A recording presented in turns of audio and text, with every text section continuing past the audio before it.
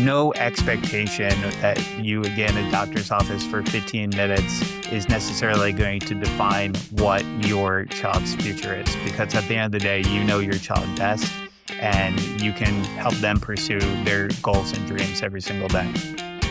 Hello, everyone, and welcome to the Polaris Connection, connecting parents of autistic children with industry experts. Each week, we navigate the world of autism together, bringing you real conversations from specialists who truly get it. The journey is challenging, but you don't have to walk it alone. So settle in, get cozy, let's connect, and do some good. I am your host, Brad Broyles, and I'm here with my love on the spectrum, binge watcher, fanatic, Nathan Palmer. Brad, good to be here. If you're new to the show, Brad introduces me different every single time. I never know where it's going to go. You see that every time. Not every time. I love it. And it always ties into our guest. That show, though, if I can just take a shameless plug, Love on the Spectrum, it's so good. It's on Netflix. There's like an Australian version, a U.S. version. It's just good, heartworthy content. And our guest today ties in because I believe was a consultant as well as just an expert in the field.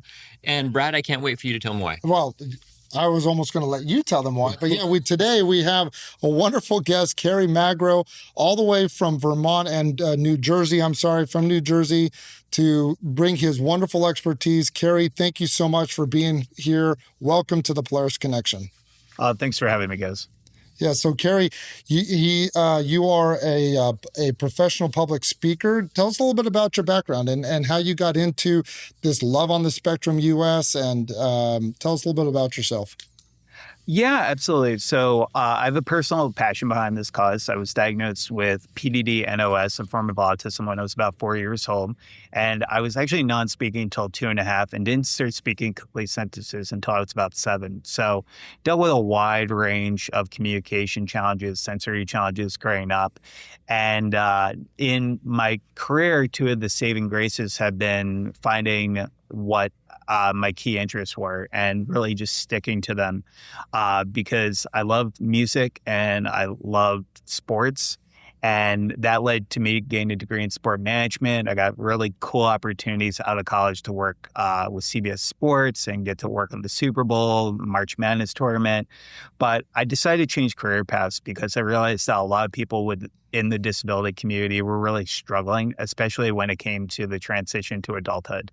So I took my love of music and theater to find a full-time career in public speaking, got a master's to become one of the first openly autistic public speakers in the United States, and then got my doctorate in education so I could teach at the college level about our amazing autism and disability community. And I've been doing that work for the past 15 years, ever since I was 23 and got my certification. I've traveled the globe speaking at over 1,500 events in the past 15 years with schools, companies about the ROI benefits of hiring talented autistic people in the workplace, and so many more incredible groups like government organizations about meeting our kids where they are, especially in emergency situations. It's been quite an amazing opportunity and ride, and I hope I can do this for many years in the future. And that love of theater led to Love on the Spectrum US, and also just consulting with our TV and film projects to bring a realistic portrayal of autism and disability to the screen. So it's been an amazing ride so far. Now, Brad, I know you probably have some more accolades you're going to get into, but can I just take a second as a parent?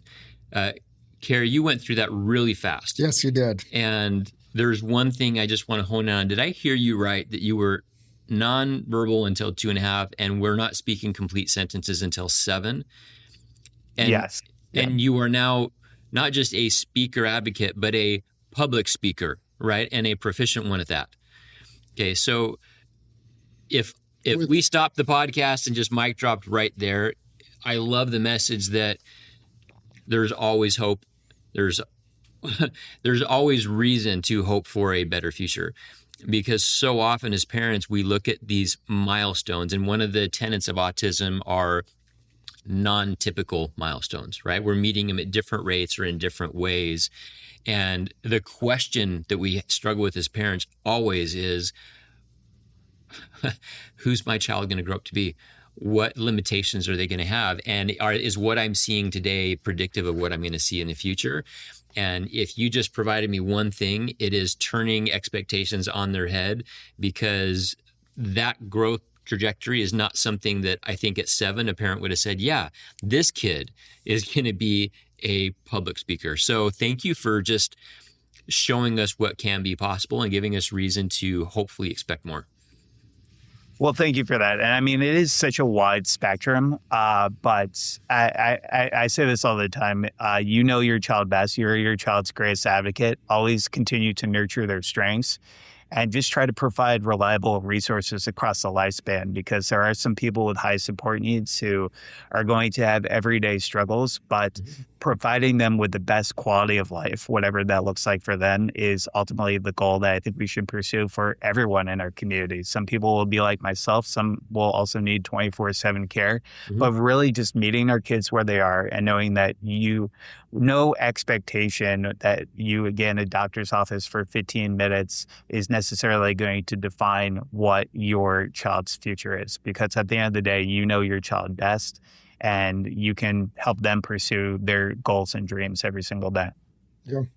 Well, Kerry, I'm curious. So when you were young, if you can go back to that mindset, nonverbal for until the age of 7, is that correct? About it? And so, Yeah. And then you talk about how through therapy, family support, and the love of the theater kind of helped you work yourself out of that. Can you speak more to what really kind of helped you during that process and what lessons that folks can learn? Yeah. So I did a lot of scripting when I was a kid. So I would mimic everything that I was seeing TV and films, even when I wasn't speaking in full sentences yet.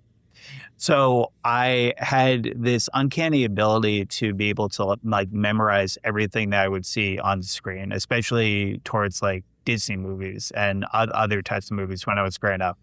And my parents realized that love, and they were like, all right, let's try to turn this from just watching a popular Disney film into trying to turn that into me actually performing it.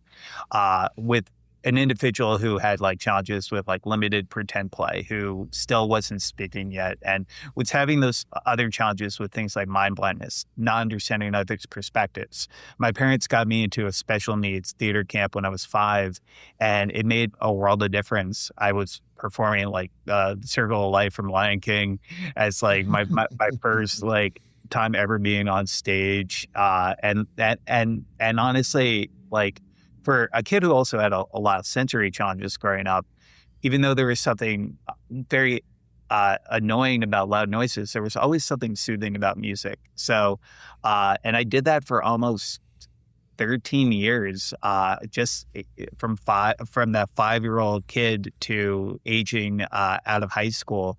And it was just something that I wish more of our schools really implemented. And then in terms of the consulting work, I just started writing blogs about that on my website, kerrymagro.com, about the benefits of theater therapy to support people with disabilities. And I got the opportunity to work with a director at Warner Brothers who was working on a film called Joyful Noise with Queen Latifah and Dolly Parton. One of the characters in this film had autism.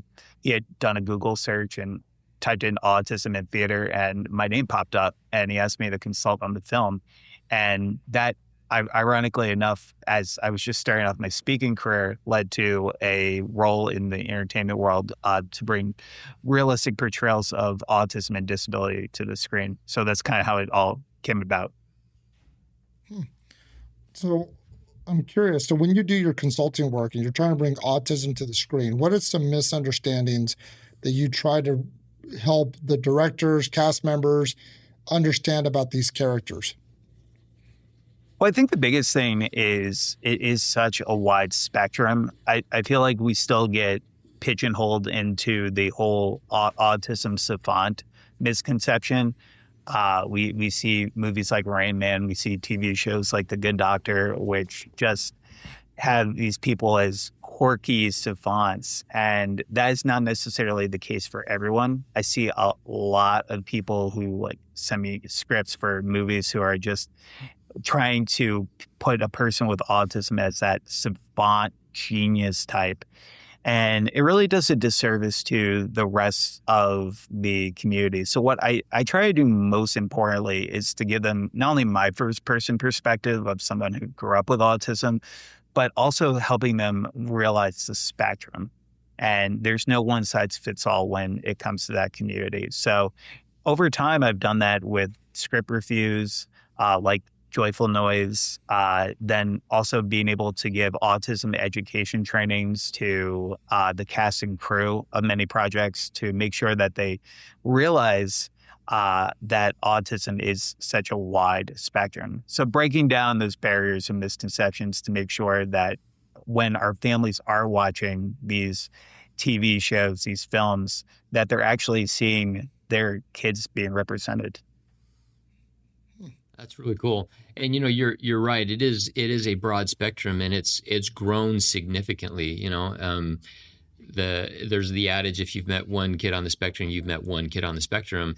Yep. What the commonality there is that the approach to understanding autism is consistent, and that is curiosity, right? In our school for kids, part of the joy is discovering what makes each one of our students who they are. And, they all have different gifts and limitations. But again, the commonality is there's difference in how they either view the world or experience the world or experience each other.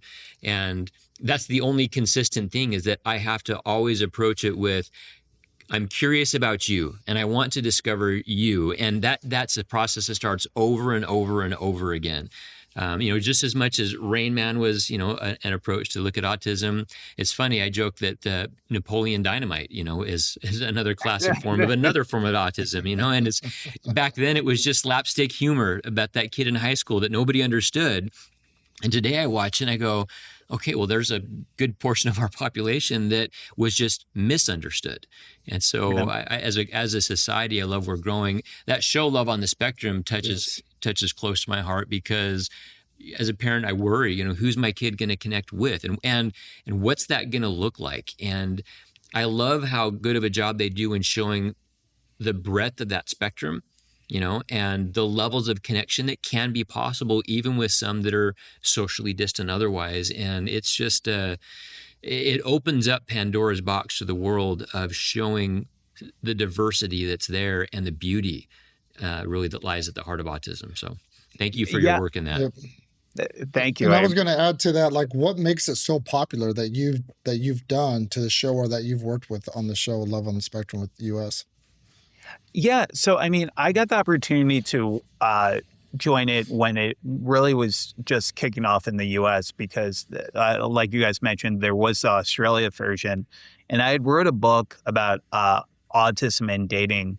And I sent that to the directors of the Australia show when it was still happening, and basically just being like, if I can be a guide or a resource for you guys, let me know. And ironically, when I sent that email, it was just at the same time they were trying to move the show to the US. And often the times most of the work I do with young adults, they don't want to talk about interview processes. They don't want to talk about job training. They want to talk about how they can go about gaining a romantic relationship. So gain opportunity to, it's true. It's like, just like any other kid. And I realized that maybe I could be a resource for this show. So, and then when I started telling them about my consulting work, they asked me if I wanted to jump on board. So being able to provide trainings for the crew behind the scenes, meeting every single cast member where they are, like the Tanners, the Abbeys, the Connors of the world, so they can basically have the best dates possible and then also gain the opportunity to edit each episode. I get to watch the episodes before they actually air to touch base on any topic that seems like a red flag, like anything that could lead to a misconception, could lead to a possible stigma. So we're making sure that all these individuals who are some of the most incredible individuals in the world, mind you, can have their stories be seen exactly as they are. So, all right, I'm gonna maybe take a tangent on this common topic because I'm a dad of a kid on the spectrum. He's a teenager, and as a dad, my focus, my desire is, well, I want him to be a successful human being and independent and out there in the world. And he keeps bringing up how one day he's going to be married and have a family. And I'm like, these are two different ideas. And there's some anxiety of what to tell him because I don't know what that looks like, right? That was different than my experience. So do you have any tips or ideas, or how do you navigate that dialogue when there's so much uncertainty? And, yes, that's something that they want to talk about. I want to talk about just getting you independent, but how do you navigate the dialogue of, I don't even know what to tell them because that dating profile was not mine. Like, how do you be supportive? How do you give hope? How do you build on? Like, that's a conversation, frankly, I don't think we've had on the podcast. Mm-hmm. And I know there are parents that are in these shoes going, how do I navigate that space in a healthy way? Well, it's interesting you bring that up because I was just having a conversation with a colleague about this the other day. Love looks different for everybody, especially when we talk about relationships. And for example, like individuals on the show like Tanner realized right away that he needed to take a break from dating. And maybe necessarily dating isn't something that he wants to do. He wants to build meaningful connections, which is friendships. Understanding that the end goal is not necessarily finding that romantic partner. Maybe the end goal is finding love in your work, like Temple Grandin is a great example, who's an incredible autistic advocate whose love of her life is her career and the work that she's doing. So being able to help people realize, especially in our community, that it's not necessarily relationships having to be the end game. You could find the love of your life, and it doesn't necessarily have to be a person. It could be a passion that you have, and that's okay. Because I feel like it especially as we continue to evolve as a society, especially in the U.S., we live in one of the most diverse times in our history. We realize that relationships aren't necessarily the end goal for everyone, and them being happy and loving their life, whatever that looks like to them, is the most important thing. Gotcha. Well, that flips it to really just considering them versus considering the fear of the unknown. And, there are, listen, as a parent, I think there's fear with raising kids anyways. Brad, you've got 6 kids, mm-hmm. right? I mean, I'm sure you don't feel confident all the time with everything that you do. Well, mostly, but I don't show it. you mask like the best of them, right? No, but what I appreciate with the idea is you said something, Kerry. You said, they want to talk about relationships just like anybody, like it's a normal thing, and that part's actually kind of reassuring that that's normal. And I think sometimes we shy away from the normal because we don't know how to navigate the normal, but they really are just like anybody else. And we actually kind of are more like them than we care to admit. And I don't mean to say it like us and them, because we're all together, but we mask, right? We have our tics, we have our anxieties. They express sometimes and experience it in a different fashion. And that drives a lot of fear of the unknown.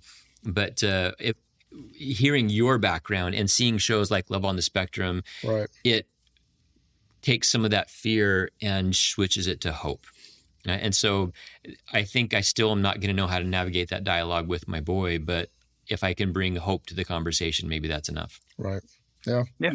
Well, and while you were working on these shows as a consultant, like what are some key elements that you do to ensure that the autistic story is being told authentically, rather than through like any kind of stereotypes? And then how do you, we know that when you change environments with some autistic children or adults, like that does change their behavior of what they do. So what do you do in a way to kind of like help them self-regulate and be authentic when you're when you're on production or on set, when you're in a different, unnormal environment?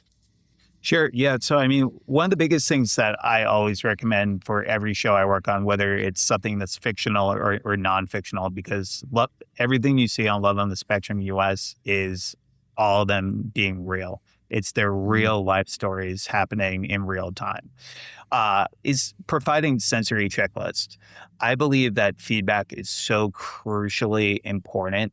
So when I'm working with a crew or I'm doing an autism training before production starts, one of the things I'm offering them is actually talking about the day by day of what this will look like on set, considering things like a 1 to 5 scale, where individuals who might have hypersensitivity, you might gauge certain areas of an environment which are like high sensory, so being like that 5, and then low sensory being that 1. So every single person can feel a little bit more comfortable when they're on set, especially if they have neurodivergent talent, those autistic actors who might be on set as well. So again, feedback is so important and crucial for all these things. We have a huge community of people in the entertainment world who now have at least one disability or neurodiverse consultant behind the scenes, because they realize that it doesn't only make sense for those neurodiverse actors. A lot of the considerations that I threw out there, like a sensory checklist, make a lot of sense for everyone on set.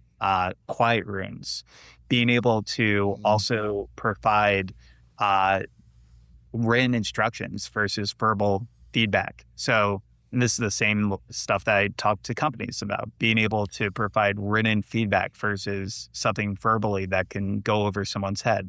All these little considerations to make sure that these projects are bringing out the best in not only their actors and cast, but also helping the crew understand more about our autism and disability community. So in the future, like Love on the Spectrum, when they do get renewed for a new season, people are a little bit more educated on the daily challenges that someone with autism or disability has to face. Well, and that's kind of what I like what you're doing. When you're running a set, when you're producing a movie, in a way, you're running a business. So these directors, everybody behind the scene has to adapt to some of the characters or the people on set. So I like how you're bringing that in a real world company like setting. So how can you deep dive a little bit more into that? Like, so if I run a business and I want to work with the autistic community, how is it a benefit to the company rather than, hey, I feel like I need to make these special accommodations, but in return, it actually produces a better work environment for everybody? Well, I sound like a broken record every single time I go into a company talking about this. And I was just talking to a company before we jumped on about this, because October is National Disability Employment Awareness Month. It's not what a company can do for an autistic employee. It's what an autistic employee can do for that company. And changing that narrative is so crucially important, because there have actually been studies done by the Department of Labor that indicate that autistic people are more likely to stay at a job longer. They're more likely to take less time off from work. And the majority of reasonable accommodations for autistic adults cost absolutely nothing. And when they do, it's typically just an onboarding fee of $500.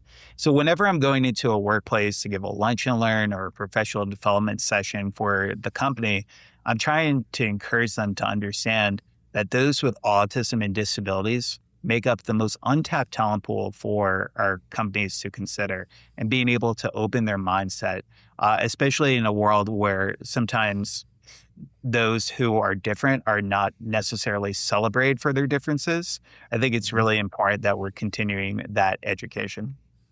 Yeah, you're changing the dialogue to look at the value, not look at the liability. Look at the opportunity, not the risk or the struggle. And that's the power of perspective is real, right? It's the same person, it's the same dynamic, but it completely shifts where we look to extract. And if you want to find value, it's there. I'm curious, Kerry, we've been talking about the work you do and the perspective you bring. if there's an onion, with layers I could peel back a little bit, it would be to take a peek in the mind of a neurodivergent brain during those teenage years. So your experience growing up, what was that like? Were there feelings of like, how aware were you of those differences from those around you? You mentioned you were in like special needs theater, but did you see it that way, that you were part of this distinct program versus just a program, like those supports or that process? How did that impact you? How did you navigate that? I mean, I maybe just asked like 10 questions. I should stop because I'm so curious about that it's hard enough for a typical developing teenager. Like, how was that process for you? Yeah, and that's a great question because honestly, even though I was diagnosed at 4, my parents didn't tell me until I was 11 and a half. And I always thought I was kind of like an alien because so many other people in my community also knew that I was on the spectrum, but I had no idea. I was in a social skills class and we were playing disability celebrity bingo. And we were learning like my favorite sport is basketball. So we were learning like people like Michael Jordan, that's ADHD. And at the end of the class, the teacher says, all these amazing, talented individuals are special, just like you. So after school that day, I told my parents, oh, well, so you told me the teacher just told me today I'm special. So why am I special? And they told me for the first time I had autism. And honestly, it was so life-changing because I finally understood why I was the kid who was always lining up his Legos based on height order and in the same in the category of Roy G. Biv and that exactly red, orange, like the entire color organization. And everything became full circle about who I was. I started saying it on my IEP meetings and everything became just so much easier, especially during a time when I was just turning 12 and I was going through a wide range of challenging behaviors.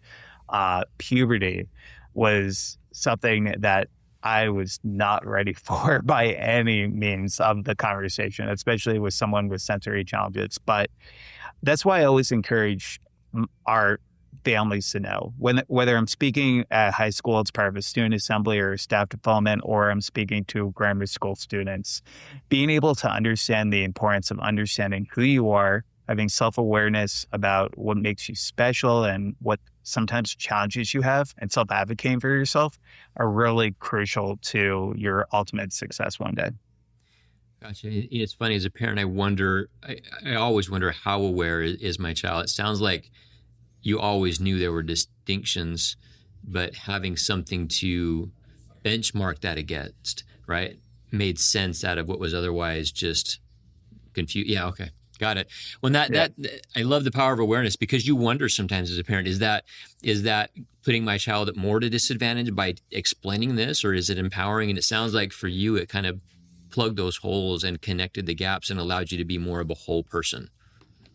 Yeah, absolutely. And there have been studies that have been done over time via groups like the Interactive Autism Network, the Organization for Autism Research, that have indicated that when a kid learns about their diagnosis at an earlier age, they're more likely to deal with less anxious thoughts, less challenges with mental health related challenges as well, because they start to build a better sense of who they are as individuals in this world. And what a lot of conversations, especially the ones I do in schools and companies, is really introducing them to the idea of integrating neurodiversity as part of their curriculum, where we're not just necessarily talking about disability and talking about limitations, but we're also adding in neurodiversity, the strengths that some individuals have. And I'm not saying that every single individual is going to have less support needs and have those same strengths. But what I am saying is being able to integrate that gives people a better sense that when they do consider their disability a crutch sometimes, they also do realize there are some people who are doing some really amazing and incredible things in this world too. Yes. And that's a message I wish we could get out more. My one beef with the IEP, and we kind of changed what it is in our school, is that it is a document focused on the deficiencies. And I'm a believer that the more you focus on something, the bigger it gets. And if we only look at the problems or the challenges of autism, then we will forever see it as a problem and a challenge. But just like we make accommodations for a deficiency, you can make accommodations for strengths. You can intentionally support pathways of proficiencies. And that dialogue is one I think that we miss. And again, what we focus on grows. So if we instead look at what capacity is there, what strengths, those that you just pointed out, that they actually could be fantastic additions to the workforce. If that's now the focus and we're building the pathway for those benefits, now autism is an opportunity. It's something that has as much to contribute to the social dialogue as anything else. And don't we all have our deficiencies? Neurodiverse or not, we all bring baggage to the table, right? We all need to be accommodated, but we do what normal people do. How do I build myself up? And if we keep that focused in the autism world, the neurodiverse world at large, we will find so much more strength and potential than we do problems. Well, and even with the word diagnosis, like I hate that word. With you, Kerry, you said something very powerful. It's like I know we use the word diagnosis. I understand the clinical need for that. But to you, it was like clarification of who I am. It was a self-discovery process. You're like, oh, it was actually very empowering. It was like, in a way, your superpower. Now I understand myself better. And I almost wish we can just call it more of like a self-discovery, rather than, hey, here's an issue with you. Yeah, right? I mean, look how much money and attention there are on like all the personality profiles. And I think that's an area we're actually going to go into on another show. But like people are interested in learning about themselves, but we typically only have it as a lens of these neurotypical profiles. And I don't see neurodiversity or autism as anything other than a different type of profile. And it's not that one is better or worse than another, but it gives us that additional lens of looking at understanding and connecting so that, we know how to relate and build and be with each other. Yeah. And we are seeing, as part of the DSM, we're seeing disability evolve over time as well. We're seeing not only the definition and characteristics of these diagnoses change, but we're also realizing that we need to integrate this into a lifelong model. For so long, disability, the popular image of disability was with children. And now, as part of the CDC, what we see now is that we're actually getting adult numbers of people who are being diagnosed with things like autism, ADHD, because autism does not end at the age of 18, and neither can our education and support systems around those people. But also realizing that self-discovery that you guys just talked about has to be as significant to the early intervention process as getting them the therapies and treatments to help them within those first 5 years. Giving a kid the opportunity to understand their diagnosis at the initial state when their parents do, especially if they're developmentally ready to have those conversations, can be so life-changing to them. I love it. And, our states do a lot of great to the community, but it is interesting that after the age of 18, according to the state, you don't have autism anymore, right? The state services are like, yep, you don't have autism anymore. You're fine now. Just go out there and do whatever. That's why I love the work that you're doing, Kerry, and bringing this awareness nationwide and helping out this wonderful community. Now, if it's okay if I can pivot, I like this. So you wrote a book called Autism and Falling in Love. I don't know, like, where did that come from? What was your inspiration, and what are you trying to tell the world with your exploration of autism and falling in love? I just saw that, honestly, that it was a topic that wasn't being addressed enough in the adult autism community. Oftentimes, we talk about employment, we talk about housing, we talk about post-secondary, we talk about guardianship. What will happen to my child when I'm gone? But I didn't see a blueprint or really any educational resources to talk about autism and dating. So that led to me writing a book just on my own journey, trying to find love on the autism spectrum. I'm thrilled today to say that I got engaged last year. Me and my fiance. Congratulations. Thank you guys so much. me and my fiance are going to get married next May. And I know how life-changing it would have been for me growing up to have more of a guide from someone in the community to help them understand that not only it's possible for those with autism to find love, but also to give them a guide on things like levels of intimacy, making sure to be an active listener, and ask questions to avoid uncertainty. All these things I broke down into this book to help guide the young autistic individuals who may want to pursue dating but don't know where to start as part of that process. And it was one of my favorite books I've ever written. I've written 7 books up to this point.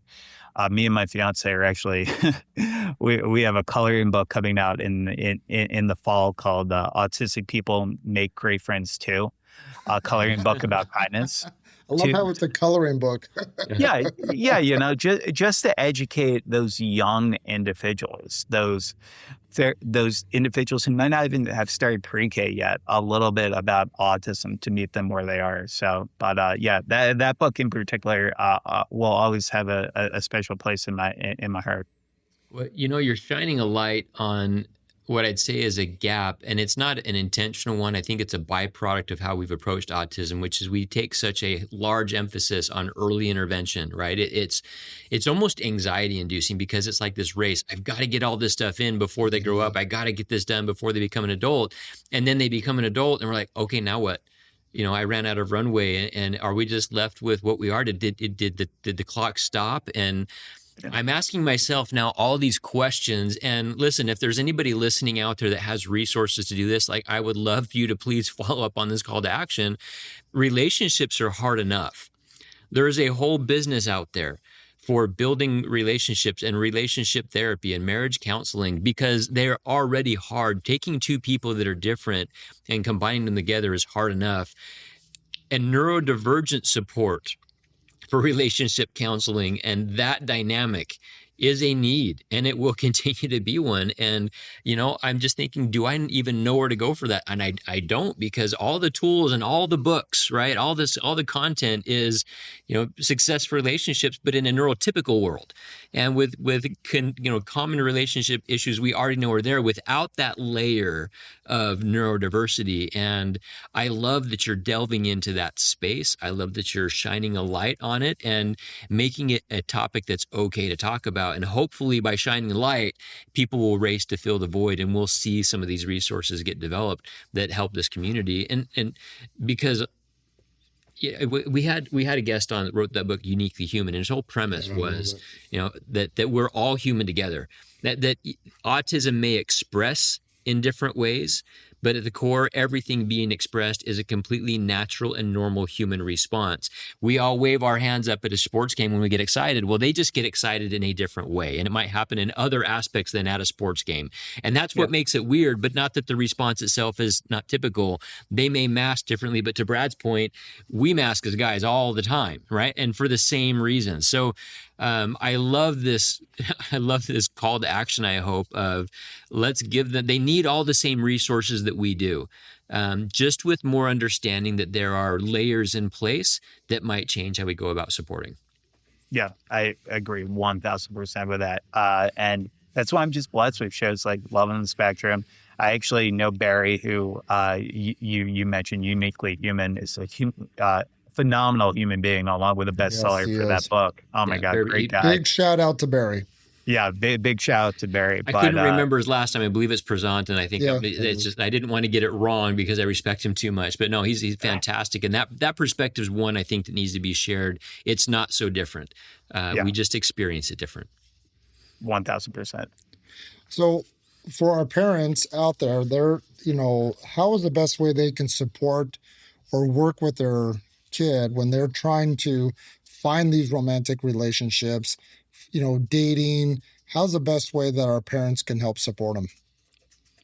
Well, I think the most important thing is just to be always open and honest. Ask questions to avoid uncertainty. Also, pursue competence with our kids too. Sometimes with the diagnosis, I feel like sometimes we get into the mode of helicopter parenting really way too quickly. And don't get me wrong. I mean, you are your child's greatest advocate, and you will always advocate for them for their needs and their wants in this world. But giving them the opportunity to show their direction via their own wants and motivations is really, really important. Not coddling them in this area. And when it does come to relationships, using an online element, again, you have to have safeguards because catfishing is very, very real in our society. But individuals like even Tanner on the show, it's like he's working on a neurodiversity friendship app called Wable right now, which is really, really amazing. There are dating apps for autistic and neurodivergent individuals like Hickey, just HIKI. All of these things can be real benefit towards the autistic world who do sometimes have challenges with going out on dates because of sensory challenges, or do have challenges with eye contact. Trying to provide an online resource to help them as part of those conversations can be really, really beneficial. And again, rejection happens to everybody. I feel like sometimes parents avoid the conversation around relationships until later because they're worried that their kids are already feeling like they have a 9-to-5 job, just trying to get through the days, getting through their IEP meetings, getting through their therapies, making sure they realize that rejection happens to everybody when it comes to dating. And it's a part of the human condition. We've all been rejected at one point in our lives, but it doesn't make us any less of an individual. Thank you for normalizing that. It's reassuring, just a reminder that kids are kids, support is support, parenting is parenting, neurodiversity or not. All of our kids need to know that we believe in them, that we're here for them, that we support them. And we've said it before, as a parent, trust your intuition. You can beat yourself up as a parent all day long. I don't know what your plans are, Kerry, but after getting married, if you ever delve into the world of parenthood, it is its own new, unique journey. And talking to you and having guests on, I think our goal with parents is to always give them reason for hope, for perspective, to give themselves grace, and to just know that they're not alone, that they don't always have to get it right. And through it all, their kids are more normal and have the same type of, experiences growing up as other kids, and they need support oftentimes in the same ways. So connect, understand, be curious, and trust yourself. You're doing a good job. Yep. Yeah. Yep. So Kerry, you got a lot going on. You have so it sounds like Love on the Spectrum US is going to come out for another season. Yep. Tell us more about projects that you're working on, speaking engagements, things that you're involved with so that we can connect with. Yeah, absolutely. So I'm still continuing my work as a speaker. So we're gearing up for October, which is National Disability Employment Awareness Month. We've already had several businesses online for lunch and learns and other corporate style events where we're talking about the ROI benefits of supporting autistic people in the workplace. We're also getting ready for another academic year. We already have several schools lined up, K through 12 schools, which we will be speaking at, doing student assemblies about the importance of autism and kindness, doing staff developments on teaching the way that our children learn. And we're going to some really amazing places. We'll be in South Carolina, Turks and Caicos. We're going to so many incredible places to get the word out around the globe about the importance of understanding our autism community. So if people are curious and want to learn more about how we might potentially be able to collaborate, they can go to my website at kerrymagro.com/contact for more information on what that looks like. In addition, I am coming out with a coloring book with my fiance called Autistic People Make Great Friends Too, which will be out in the fall. So get excited about that. And then also, I am writing for PBS Kids, which is kind of like a dream come true. I got the opportunity to write an episode for a show, which will be out next month on August 31st on pbskids.org called Carl the Collector, where for the first time ever in PBS Kids history, focuses on an autistic main character who's just Carl, an autistic raccoon who likes to collect things. And it's a great show that teaches kids about social and emotional learning and a little bit more about the autism community as well. Now, do you do any voiceovers with the character at all? Or are you... I'm currently working on a project which I hope I can share more information about soon, where I hopefully will be doing some voiceover work for children's TV. So stay tuned for that. But because I know you're a theater guy, and so I assume you have a really good voice, singing, possibly dancing. Does that oh God, I can't sing for the life of me, but I have been actively auditioning for several films and TV shows in honestly the past 2 years. I've been doing acting workshops to go back to the screen after being a consultant for so long behind the scenes, wanting to do more in front of the camera. So fingers crossed, cool. You'll see me in something soon. Well, awesome. Well, Kerry, thank you so much for your time. Anything you'd like to leave with our wonderful folks out there, our wonderful parents who've been following your work? Anything you'd like to leave with them as we wrap up? Yeah, I mean, the most important thing I tell parents is don't let any one thing in your child's life define who they are. I like to say that autism can't define me, and I define autism, and I can only hope, regardless of any challenge or obstacle you currently have in your lives, that you can go out there and define your lives and your journeys in the way that you best see it every single day. Well said, man. Well said. Well, Nathan, another wonderful show. Well, love it. I love the perspective, and thank you, Kerry, for giving us such a unique glimpse into the other side of neurodiversity from someone going through the development of it. And, I know your journey is only your journey. But we share these stories because in that way we're able to connect, find similarities and purpose. So thank you for what you brought to the show. Yep. Thank you so much, Kerry. Of course. And thank you guys for what you're doing. It's so important. Awesome. Well, hey, thanks for letting us be part of your day. If you enjoy the show, please hit the subscribe button so you are always in the loop for more inspiring conversations just like this. A huge shout out to our amazing team, our producer, Jesse Palmer, and our wonderful marketing director, Dallin Davis, for making this happen. Until next time, let's do some good.